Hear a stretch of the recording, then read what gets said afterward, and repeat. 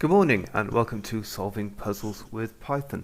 Without further ado, let's have a look at today's puzzle.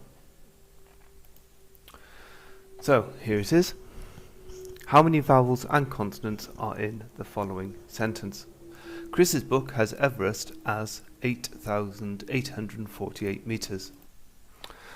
We need to count the consonants and the vowels contained in this sentence. There is some dirty data in here. We have punctuation marks there and there. We have numbers there and there, which need to be excluded from our count. Also, when it does come to counting the consonants and the vowels, we need to take into account that there are capitals as well as lowercase characters. So all these things we must take into account to get the accurate answer.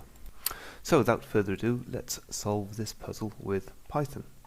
We're going to use idle, inbuilt compiler that comes with Python when you download Python. So first thing we're going to do is declare the variables that we're going to use. Here's our sentence that we're going to look at, and there it is in full, and it's as a string, and it is in a variable name called sentence. We also have a variable to count the vowels and a variable to count the consonants. Now, we need to separate out the punctuation marks, the numbers. We need to also separate out the consonants from the vowels and count them separately. I'm just going to use one list for this. An easy solution would be to have a list for the punctuation marks, a list for the numbers, perhaps a list for the vowels, and a list for the consonants. That would take forever to type in, and it would probably be full of mistakes because it's going to be quite boring to type all that. So I'm just going to use one list, and that list will contain the vowels because that would be the shortest list that I could use. Now let's introduce a for loop for every element in the sentence. So these are just variable names, and element can be anything. I've called it element to make it a bit more obvious to what it refers to. What it refers to is each character in the string. For each element in sentence,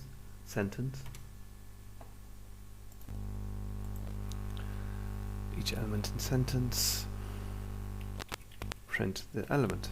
And just to show you what happens, we'll run it, file, run module, it'll ask to save it. Do you want to save it? I think it already has a file name. And there's this run. And as it goes through the sentence, it examines each of the elements in turn, and it prints out a new line for each one, and there is the complete sentence. What this shows us is that it examines every element of the string. Now let's change this slightly. Instead of printing element, let's print the ordinator of the element and look at the difference.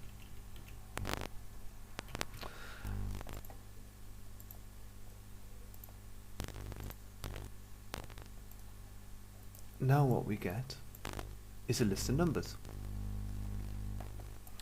Instead of the letter, we get a number representing the letter.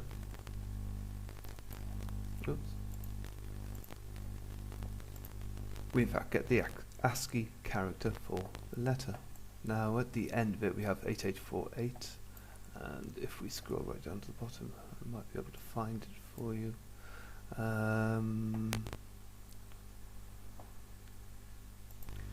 Here, 8848, and that's the ASCII characters for the numbers. 8848.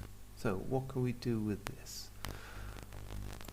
So we can search online for an ASCII character set. It stands out there, they've been around since the Ark. You'll have no problem finding one. And you'll see all the characters that a computer can print out or handle in the ASCII character set, and there's a corresponding number. Now if we look at 8 is 56. 8 there is 56, if you can see that.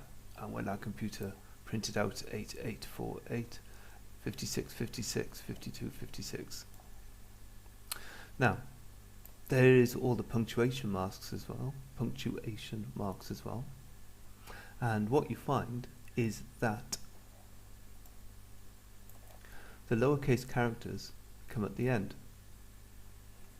Okay, here are uppercase characters, 65. Lowercase characters start at 61. So anything above 61 is not a lowercase character. And we can exclude the punctuation marks and anything that's not, and the numbers on this basis. So let's plumb that into our program. So let's replace this.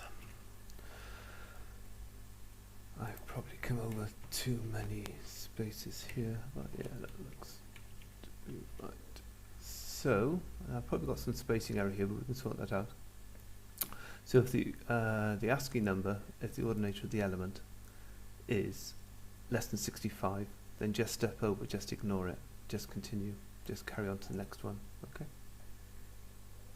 And so 65 is here because we haven't yet filtered out upper and lowercase, so 65 will effectively ignore anything that comes before it. So it will ignore the numbers, it will ignore the punctuation marks and just leave us with the upper and lowercase characters. This will probably work.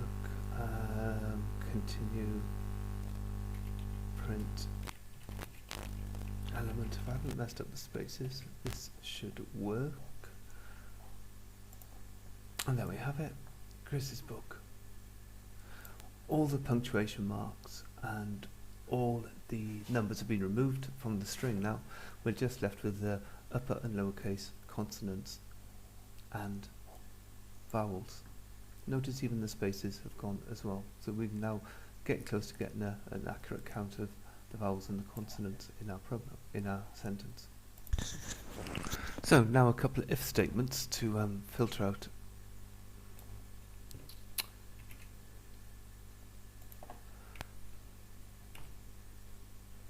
the vowels and then deal with the consonants. So element is the character that's currently being passed through the for loop character from the string. Okay, and we're going to convert it to lowercase because it makes no difference to the count whether it's uppercase or lowercase, and our list only has lowercase in there. So if the lowercase element is in our list of vowels, then vowel count is incremented by 1. If it's not, then the consonant count is incremented by 1. Okay, so we got sort of 3 filters here.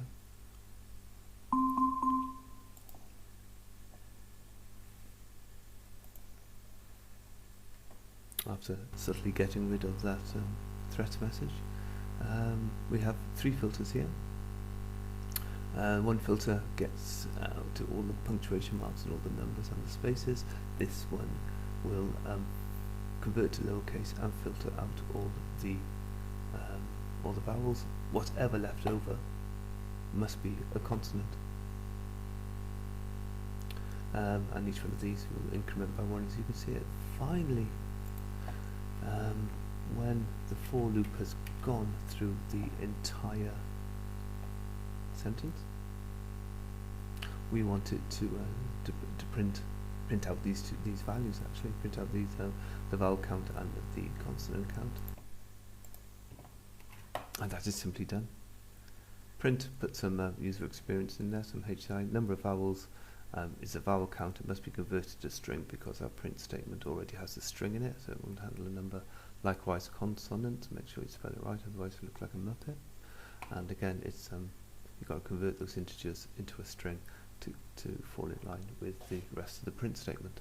And that should be it. That should run, and that should give us a count of the vowels and the consonants in our